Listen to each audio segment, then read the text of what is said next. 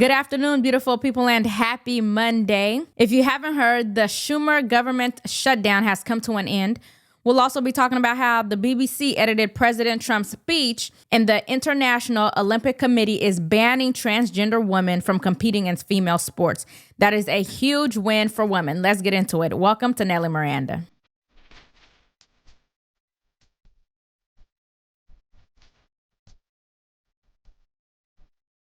It appears to us this morning that our long national nightmare is finally coming to an end, and we're grateful for that.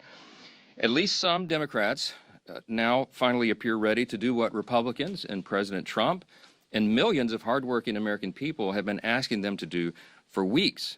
As always, please make sure you like, share, and subscribe to support the channel. Okay, so first up, the U.S. just emerged from the longest government shutdown in history. 40 days, but not 40 nights.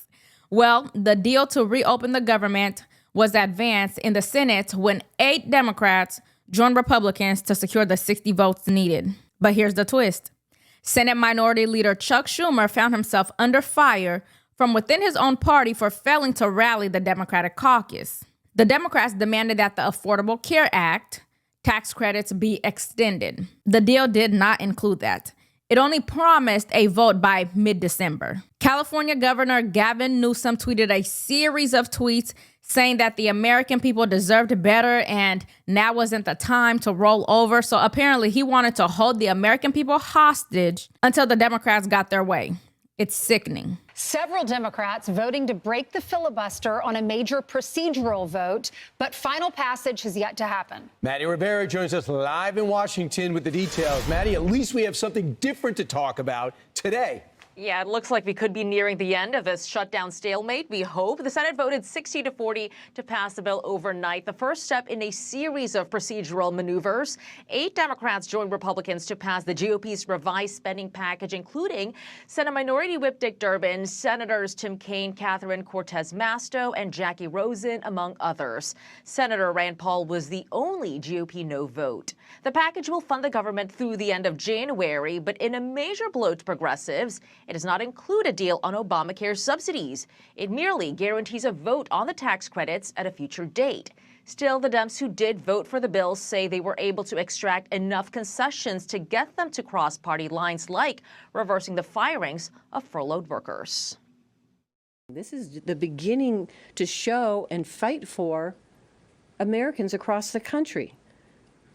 Let me just say this. With the government open, we can focus on passing a full bipartisan budget for 2026. I understand that not all of my Democratic colleagues are satisfied with this agreement, but waiting another week or another month wouldn't deliver a better outcome. It was our judgment after 6 weeks, going on 7 weeks of this shutdown, that path wasn't working.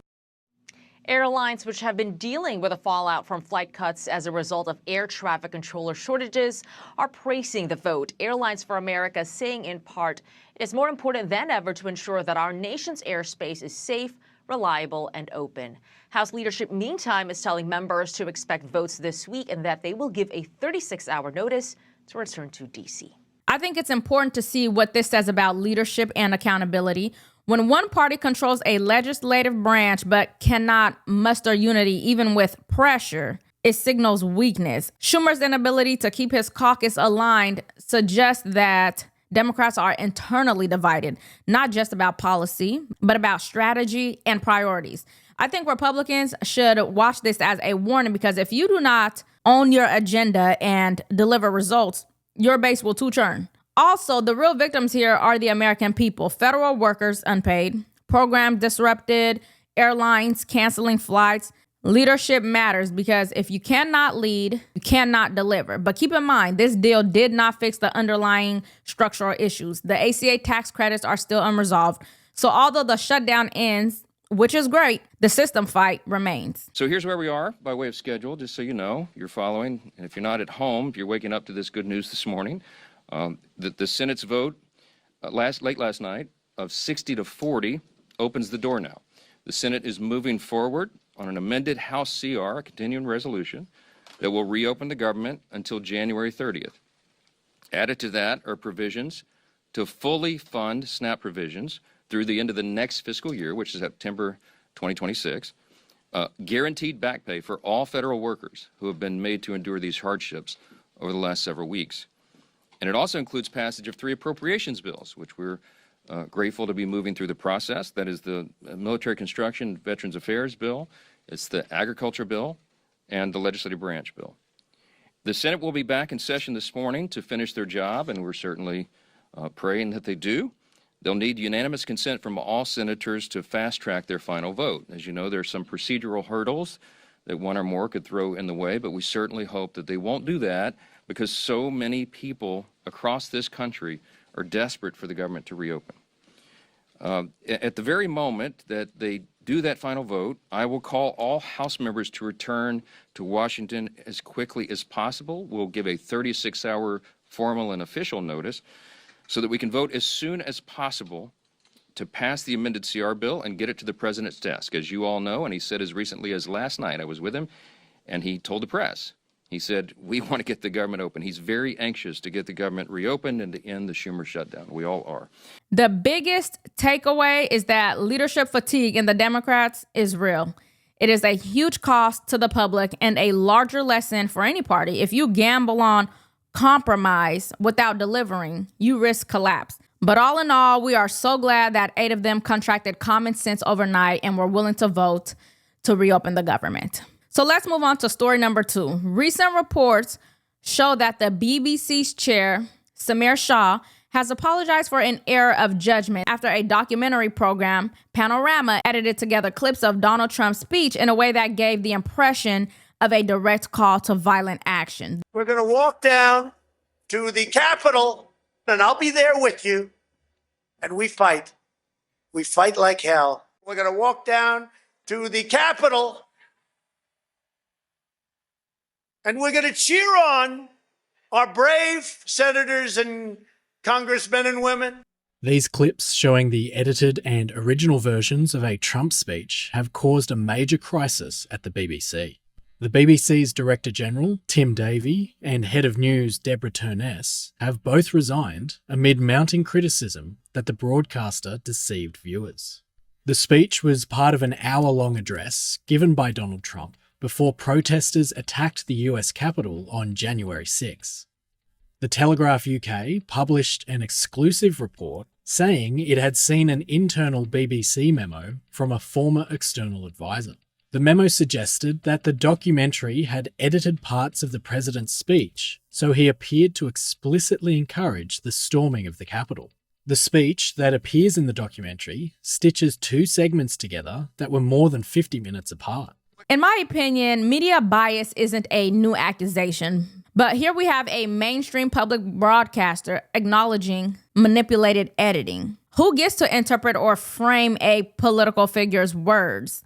The notion that the editing gave the impression of a call to violence shows just how easy it is for powerful media institutions to influence the narrative. I think this affirms long-held concerns. The biases in media are not passive. They can be active in shaping what people see and think. The fact that the BBC's leadership is resigning underscores how serious this is. When publicly funded media outlets lose credibility, the very foundation of democracy takes a hit. The question for us in the U.S., do our outlets have similar accountability? And what happens when one side has disproportionate power to shape narrative? We've seen this play out in U.S. media companies as well. Remember the Kamala Harris saga where they edited her word salad? The BBC is facing a leadership crisis after its Director General Tim Davie and News Chief Deborah Turness resigned over the editing of a speech by US President Donald Trump.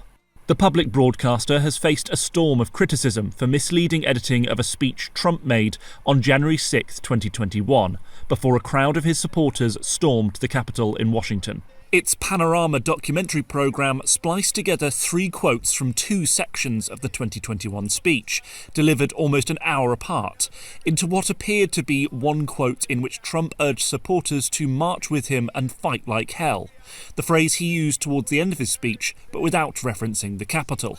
Among the parts cut out was a section where Trump said he wanted supporters to demonstrate peacefully.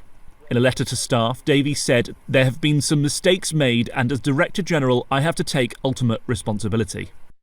I stepped down over the weekend because the buck stops with me. But I'd like to make one thing very clear. BBC News is not institutionally biased. That's why it's the world's most trusted news provider.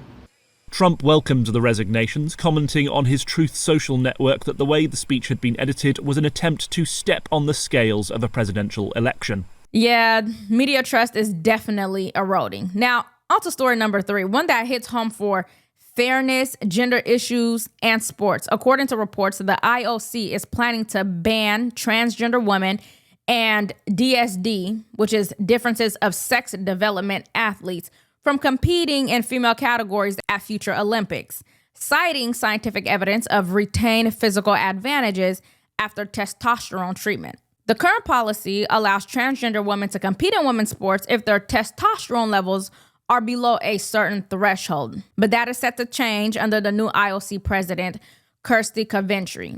The policy shift is intended to protect female competition integrity. This is a notable shift in position from the International Olympic Committee. Previously, they'd left it to individual sports to decide whether or not transgender women could compete in women's sport. But now Sky News understands that the International Olympic Committee is moving towards a blanket ban on transgender women competing in women's events.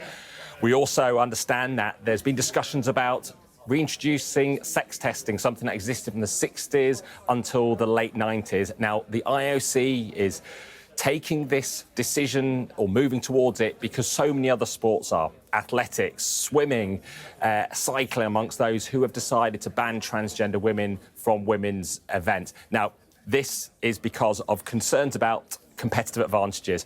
I understand that last week IOC members were briefed by the medical chief of the IOC, Dr. Jane Thornton, that there are advantages in sporting terms from having those physical advantages having gone through male puberty, and that's created concerns about the women's sport category.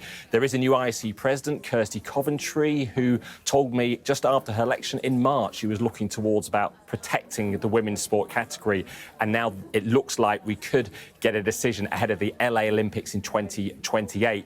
It does follow pressure from the US President Donald Trump, who spoke about this on the campaign trail, then after getting into office signed an executive order banning transgender women from women's sport in the United States. He vowed to end the war on women's sport, as he put it. He said he would deny visas to athletes trying to compete at the LA Olympics in women's categories if they had gone through male puberty. Now, I also understand that there could also be a ban on athletes with differences of sex development also being prohibited from women's events. Now, if we think back to the Paris Olympics in 2024, there were no transgender women that we know of competing, but there was a very high-profile case in boxing. Amar Khalif, the Algerian, won gold in women's boxing. It was said she'd failed sex test in the past at a contested world boxing event. She insisted she was born a woman and lived as a woman, but certainly her case brought this issue into the spotlight.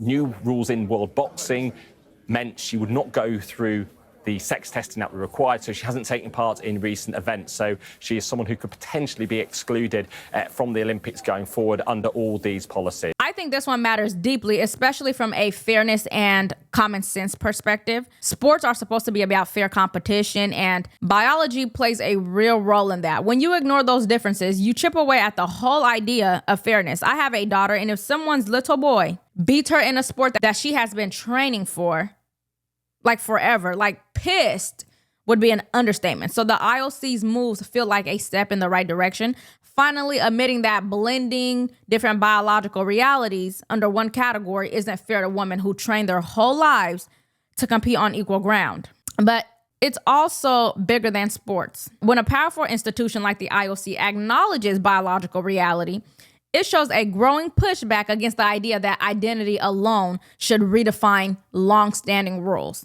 And let's be honest, there's a political side to all of this too. When elites force cultural shifts without public consent, there's always backlash. Because the Democrats will have you to believe that boys can be princesses too, and they simply cannot. What we're seeing from the IOC might just be proof that even global institutions are finally starting to recognize that. This story really connects everything together: leadership, media narratives, and larger cultural war over gender and fairness. So my question to you is, are our institutions accountable?